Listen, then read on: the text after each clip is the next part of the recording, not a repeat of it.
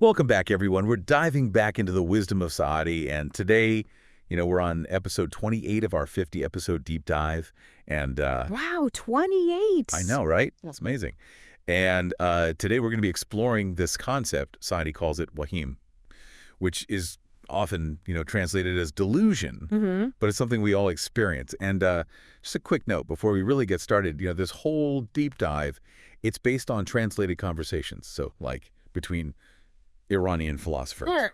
So there might be some things lost in translation. But we're doing our best to bring you the core of these discussions, especially those from Dr. Dinani and Dr. Larijani. Right. Ready to jump in? Yeah, let's do it. Saadi's take on wahim is incredibly insightful. He doesn't just limit it to, what we normally think of as mental illness. He's talking about something that affects everyone, all of us, right? Those moments where we're absolutely convinced we're right, only to discover we were totally, totally off base. I've been there so many times, yeah. It's like that awful feeling when you're like, oh my gosh, I've been operating under this completely wrong assumption. So how does Saadi explain this wahim? Is it just being stubborn, or are we misinformed? Well, Dr. Dinani, he points to this idea of fail and qabil. It's basically the agent and the recipient. Okay. He's saying that the impact of something, anything, really depends on what it's interacting with. It's like when rain falls on different types of ground. Okay, I like where this is going. Give me an example. Okay, so imagine rain falling on really fertile ground. So you get lush growth, abundance, life just springing forth. Right. But now imagine that same rain, right? Falling on a salt flat. What happens? Laughing. Nothing. The ground it's incapable of absorbing it. Yeah. The life-giving potential of the rain. Yeah. So just like that salt flat can't benefit from the rain, sometimes our mind, they're so stuck in wahim, in that delusion, Right. that even the wisest advice, it just can't penetrate. We're just not the right ground, for it to take root. Exactly. And that's a key point that Dr. Dinani brings up. When you quote Saadi, he says, what use is good advice if there are no intelligent ears to hear it? Ooh, that's good. Saadi's saying that wahim is like having ears that can't truly hear. So you might be listening, but you're not really absorbing the truth. You're not letting it change you. It's almost like we're filtering everything Right. through this lens of delusion. So even when we're presented with facts, evidence, right, that contradicts what we believe, we find a way to dismiss it, explain it away. Right. It's actually kind of scary to think about, honestly. It is. And it's not just about, rejecting good advice. It's about being blind to truth in general. Even when it's staring us right in the face. You remember Dr. Dinani's story about the patient who thought he was a grain of millet? Oh, yeah. Yeah. Even after he was cured, he was still terrified of chickens. It's funny. It is funny. But it also highlights how much our beliefs can be totally detached from reality. It's a great example of how wahim works. So the question then becomes, how do we combat this tendency towards delusion? And Dr. Dinani points to pride as a major obstacle. We humans, we often have a hard time admitting that we might be wrong. Oh, tell me about it. It's so hard to let go of beliefs, even when they're not serving you. Yeah. So how do we develop what Saadi calls, what is it, gushy hush? Yeah. Those intelligent ears. Right. Well, it starts with humility, with recognizing that we don't know everything. Yeah. That's the essence of gushy hush. It's being open to the possibility that we might be wrong, that there might be another way of seeing things. So the opposite of gushy hush would be just clinging to our ignorance, right? Yeah. Assuming we have it all figured out when we really don't. Exactly. Dr. Larijani, he highlights this, that Saadi called this yayabe, essentially compound ignorance. It's not just not knowing something. It's not knowing that you don't know. Oh, that's a recipe for disaster. Right. Yeah. It's like walking around with blinders on, oblivious to everything else that's going on. So if gushy hush is the antidote to wahim, how do we cultivate it? Are there practices, tools that Saadi recommends? He does. Dr. Larijani explains that Saadi suggests two very powerful tools, aql and sharia. Okay, so using our reason. Yes. And following some sort of ethical framework.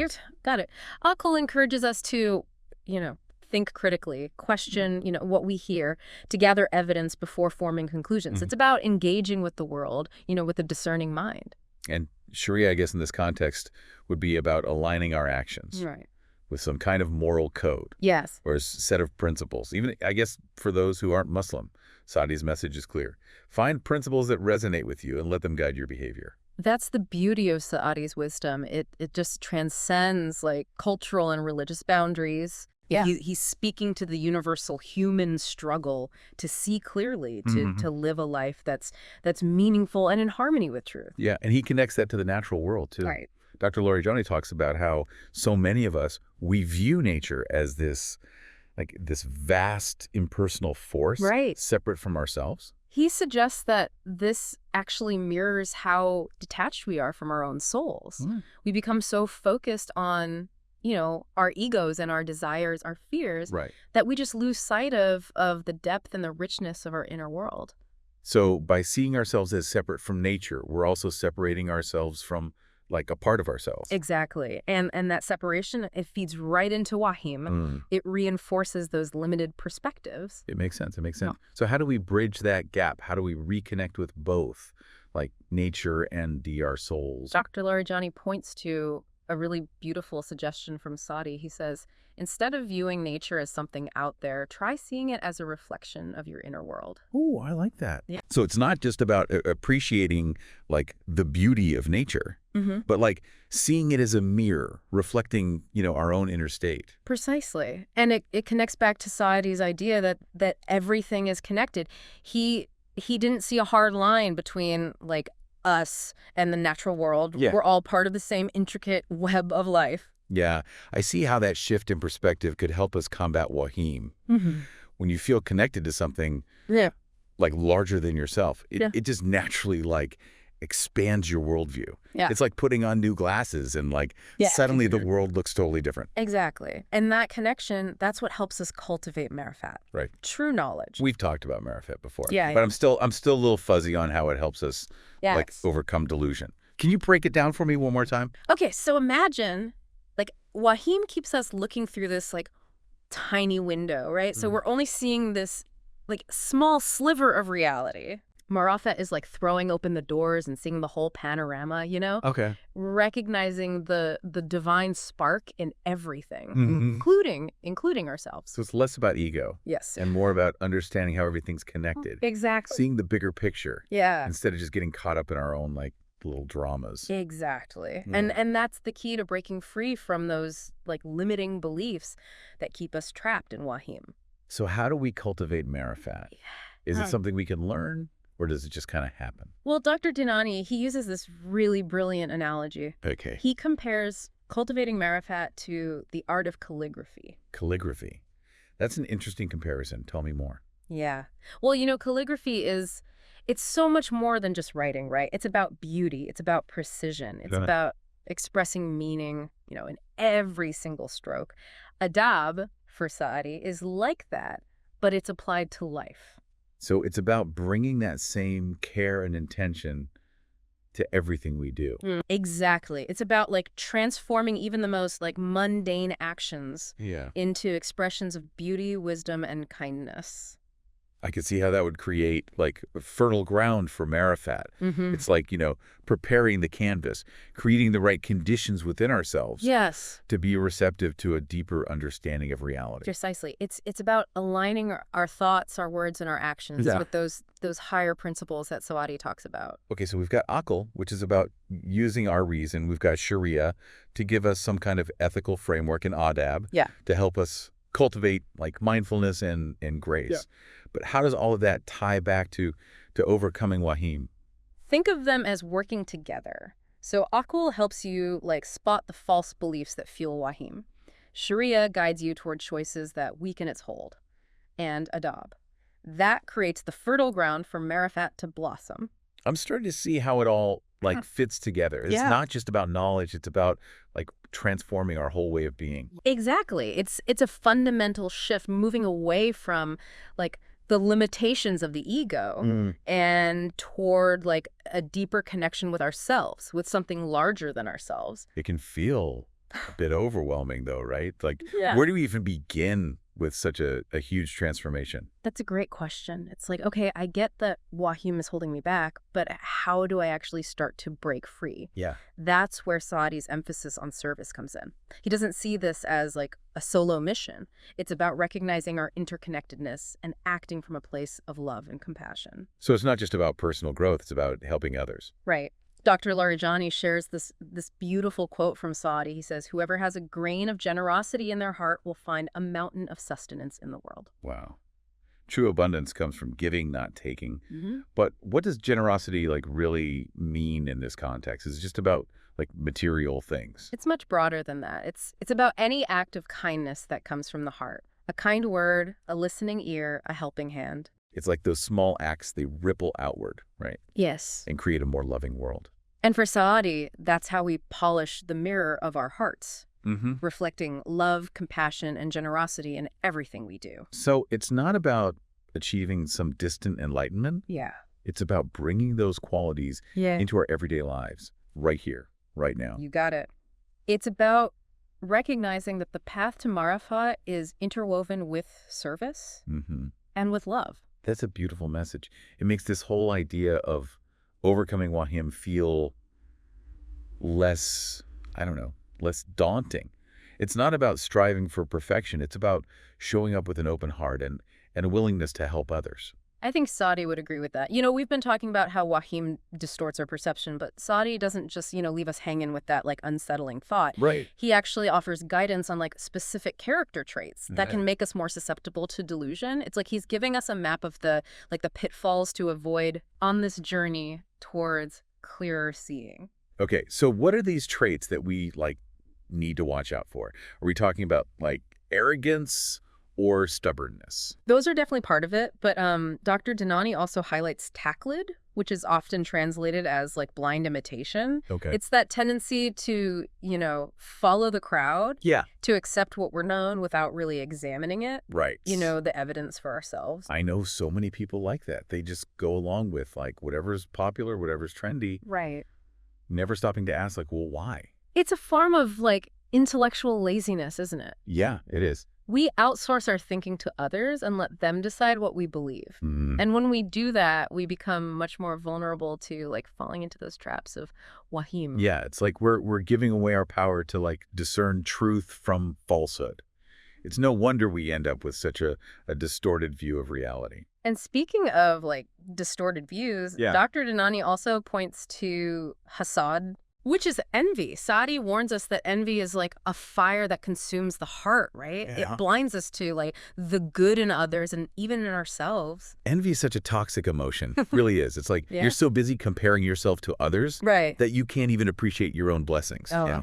exactly. And it feeds right into Wahim. We start seeing the world through this lens of scarcity, Yeah. constantly comparing ourselves to others, feeling like we're not enough. We end up chasing after things that we think will make us happy or fulfilled, but it's never enough. Right. Right? There's always someone else who has more, who's doing better. It's exhausting. It is exhausting, and it keeps us trapped in that cycle of like desire and disappointment, Yeah. which is why Saadi emphasizes the importance of cultivating zood. Zood. Remind me what that means again. It's often translated as like asceticism or detachment, Mhm. but it's not about like depriving ourselves or withdrawing from the world. It's about shifting our focus, right?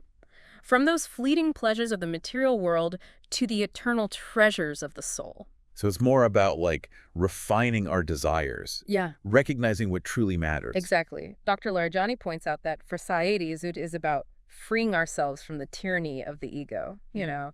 those cravings and attachments that keep us stuck in Wahim. I can see how that would make us less susceptible to, like, those external forces that try to control us through our desires, Yeah. It's like taking back our power. Right, and that detachment doesn't mean becoming like cold or indifferent. Okay. In fact, Saadi emphasizes the importance of Ram, which is compassion or mercy. So it's about cultivating a heart that's both detached from, like, worldly desires, but also filled with love for all beings. Precisely. Saadi believed that true Zud is impossible without Ram. Dr. Dinani even quotes Saadi saying, "He who is without mercy is a beast in human form." Wow. That's a strong statement. That was- It really highlights the connection between like our inner state and how we treat others. Right. If we're consumed by envy and greed, it's going to show up in how we interact with the world. Absolutely. Our inner world shapes our outer world and vice versa. If we want to create a more just and compassionate world, we need to start by cultivating those qualities within ourselves. So it's not just about personal growth. It's about contributing to like the collective well-being. Exactly. And that brings us back to marifat.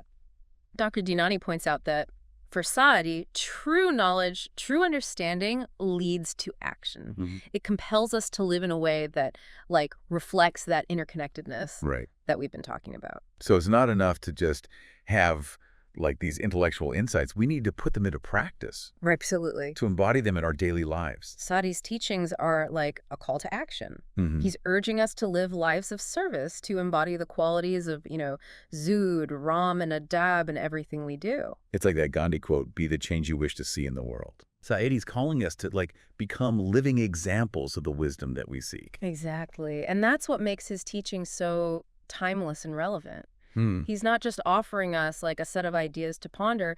He's inviting us to embark on a journey of transformation, Right. a journey that leads to like a more fulfilling and meaningful life. It's a journey that requires us to like confront our own wahim, right? Yes. To cultivate those qualities that bring us closer to truth and to use our understanding to make a positive impact on the world.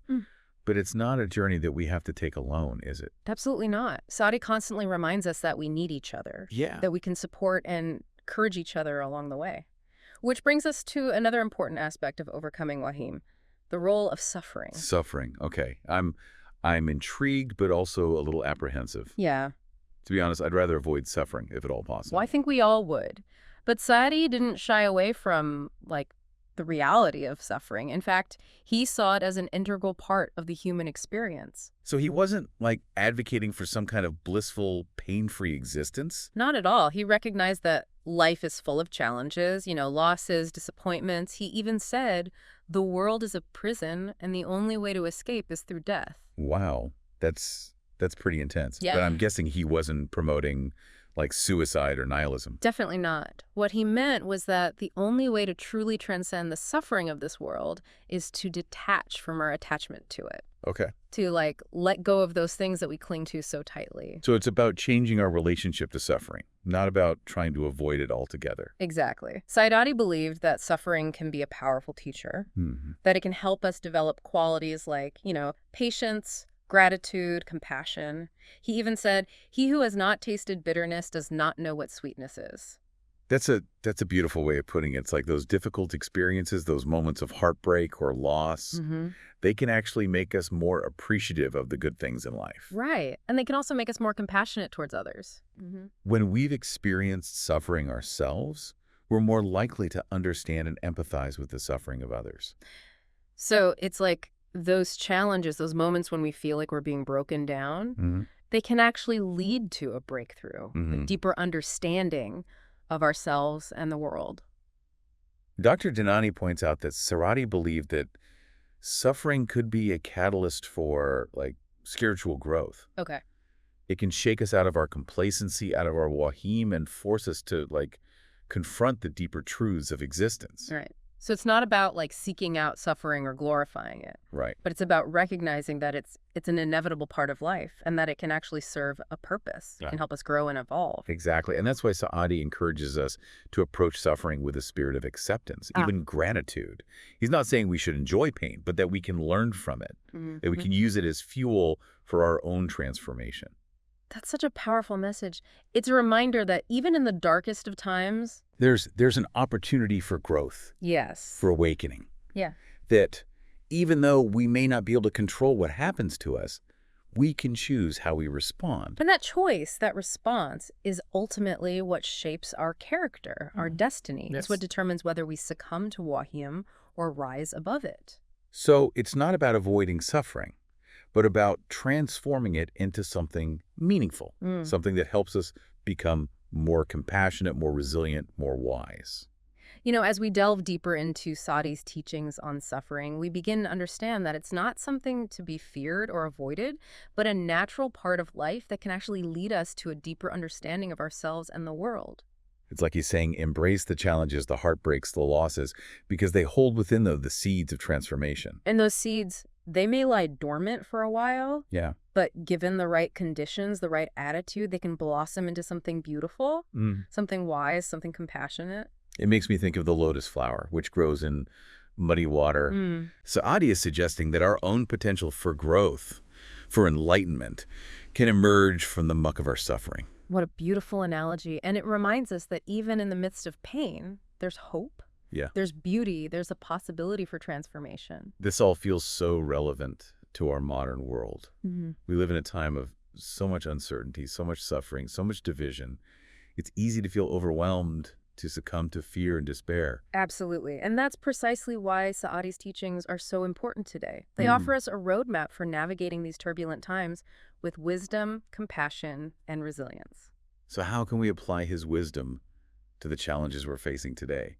How can we use his teachings to create a more just and compassionate world? Well, let's start with that idea of wahim, of delusion. We live in a world where we're bombarded with information, opinions, propaganda. Right. It's easy to get caught up in the noise, to lose sight of what's true, what's real. It's like we're all swimming in a sea of misinformation, and it can be hard to keep our heads above water. Exactly. And that's where those tools of Okul and Sharia come in. Saadi's urging us to use reason, to evaluate what we encounter, to think critically, to question assumptions, to be discerning. So it's about becoming more conscious consumers of information. Yes. Not just blindly accepting what we're told, but actively seeking out diverse perspectives, checking sources, and engaging in respectful dialogue. Exactly.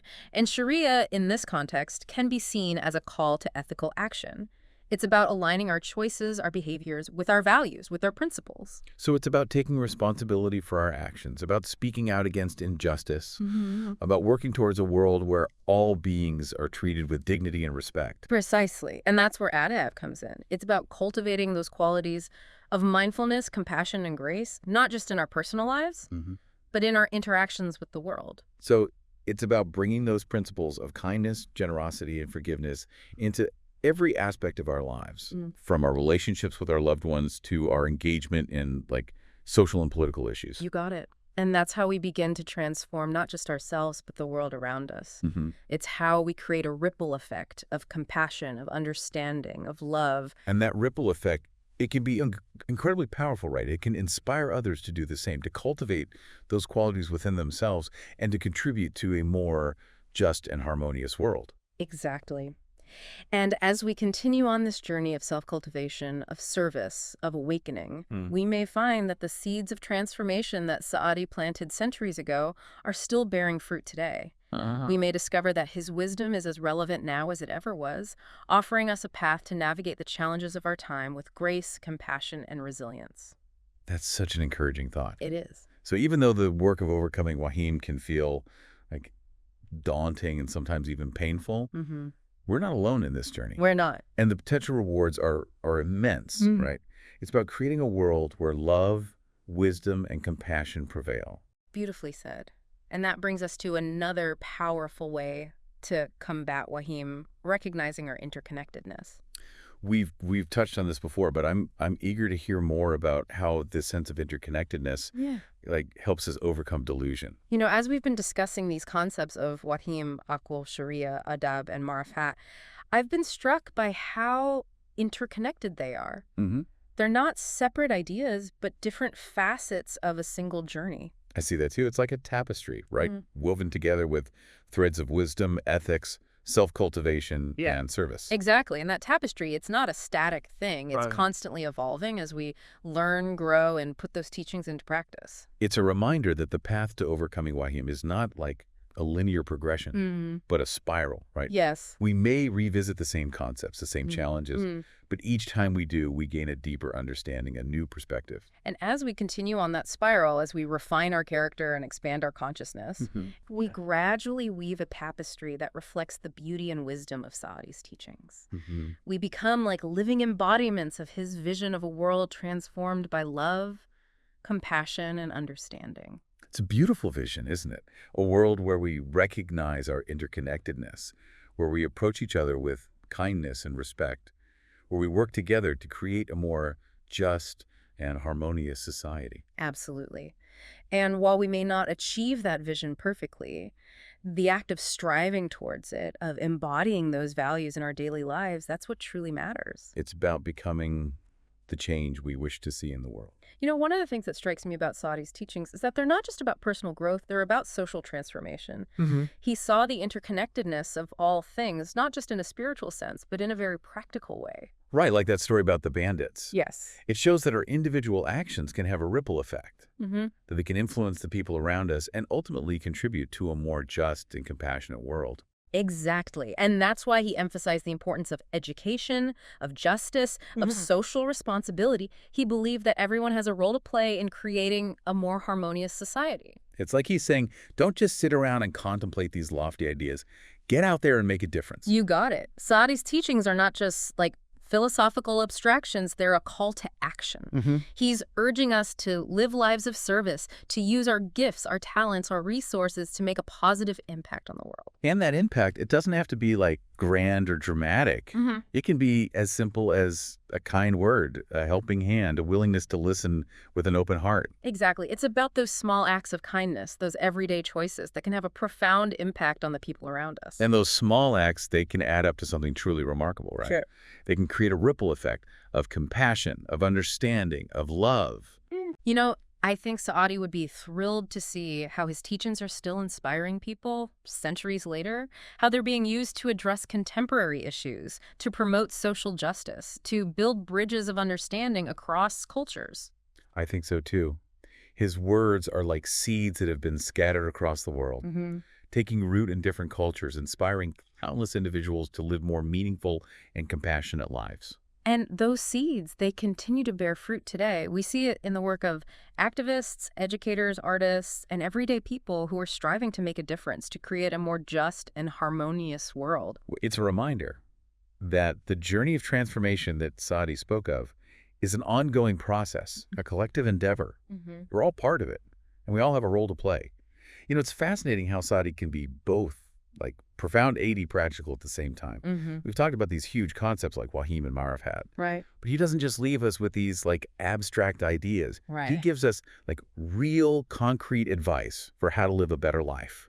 That's one of the things that I think makes him so relatable. He's not just this, distant sage dispensing wisdom from way up high. Yeah. He's like a wise friend offering advice, based on his own experience, his own struggles, and his own triumphs. And because he was such a keen observer of human nature, his advice is like incredibly timeless. Whether he's talking about the importance of education or the pitfalls of envy, Right. or the power of generosity, his insights feel like just as relevant today as they were centuries ago. Yeah, Dr. Dinani, he often talks about how Saadi's travels, and his interactions with people from all walks of life Yeah. really deeply informed his understanding of the human condition. He saw firsthand the challenges we all face, the mistakes we make, the ways we get caught up in those cycles of desire and disappointment. Yeah, so when he talks about overcoming Wahim, he's not speaking from like some theoretical standpoint. He's drawing on his own experiences of navigating those like murky waters of delusion. And I think that's why his teachings resonate so deeply with people. Yeah. He's not just, telling us what to do. He's sharing what he's learned along the way. Right. The wisdom he's gleaned from his own journey of self-discovery. And that journey, it wasn't just about like personal growth, was it? Right. Saadi clearly saw the interconnectedness of all things, not just in a spiritual sense, Right. but in a very like practical way. Yeah. He understood that our individual well-being is inseparable from the well-being of like the whole. Dr. Larijani, he emphasizes this a lot.